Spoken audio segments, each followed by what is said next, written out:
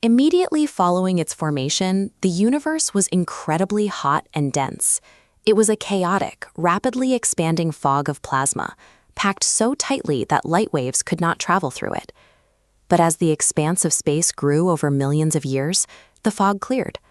The light that finally broke through began a long journey across an inflating void. As space itself stretched, the light waves traveling through it were pulled and elongated. This stretching acts as a cooling mechanism.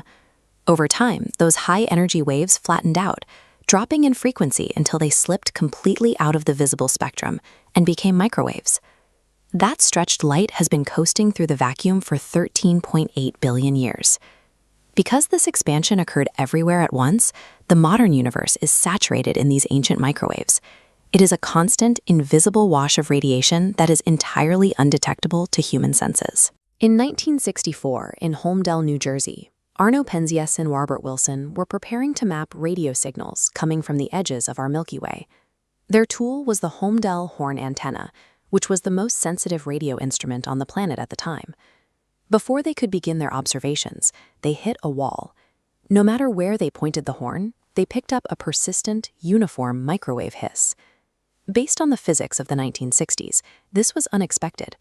Pointing a sensitive receiver into the empty voids between stars should yield a completely silent reading. The engineers spent months troubleshooting their equipment to remove the hiss. In reality, the antenna was working perfectly. It was simply picking up a signal that filled the entire sky. Their first assumption was that the instrument was picking up human activity from nearby cities. To test for urban radio broadcasts, they aimed the massive horn directly at the New York City skyline. The baseline hiss did not change. They also checked for residual radiation in the atmosphere. They cross-referenced their data against the fallout from recent high-altitude nuclear weapons tests, but the readings did not match. They even crawled inside the throat of the antenna to address a localized problem, a pair of nesting pigeons. They spent days scraping out layers of pigeon droppings, hoping it was causing an electrical short. They evicted the birds and scrubbed the metal clean, yet the signal remained. After eliminating every terrestrial variable, their measurement stabilized. The antenna was registering a continuous thermal signature of exactly 3 degrees Kelvin, or 3 degrees above absolute zero. The noise came from every direction, day and night, regardless of the Earth's position in its orbit. The math suggested the static was a constant feature of the sky, completely independent of their equipment. 30 miles away at Princeton University, a team of theoretical physicists was working on a different problem. This diagram tracks their prediction. If the universe expanded from an incredibly hot, dense state, the residual heat from that expansion should still be measurable today, halting at a baseline of roughly 3 degrees Kelvin. The Princeton team was beginning to build an instrument to look for this temperature signature when a colleague mentioned the unexplainable readings coming out of Holmdel over a phone call. The Princeton team had the mathematical prediction, and the Holmdel engineers had the raw measurement. The 3-degree signature, theorized as a remnant of the early universe, matched the 3-degree hum vibrating through the horn antenna. That uniform hiss was officially identified as the cosmic microwave's background. Before this measurement, the scientific community was divided on whether the universe had a definitive beginning or if it had existed in a steady state forever.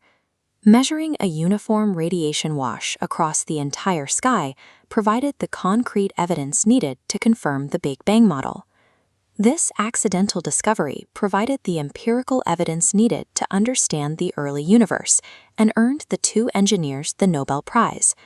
It is ironic that the most vital piece of cosmological evidence of the era was discovered by two engineers who spent a year trying to silence it so they could return to their original project. This ancient radiation extends far beyond historical laboratories. It is continuously interacting with the modern world. Right now, those stretched, invisible microwaves are falling through the atmosphere and washing directly over you. Anyone with an old analog television can physically observe this. When tuned between broadcast stations, the screen fills with static. Roughly 1% of that black and white snow is direct interference caused by the cosmic microwave background. The heat from the initial expansion of the universe is still rippling through our environment. We are constantly immersed in its echo. We simply had to learn how to listen.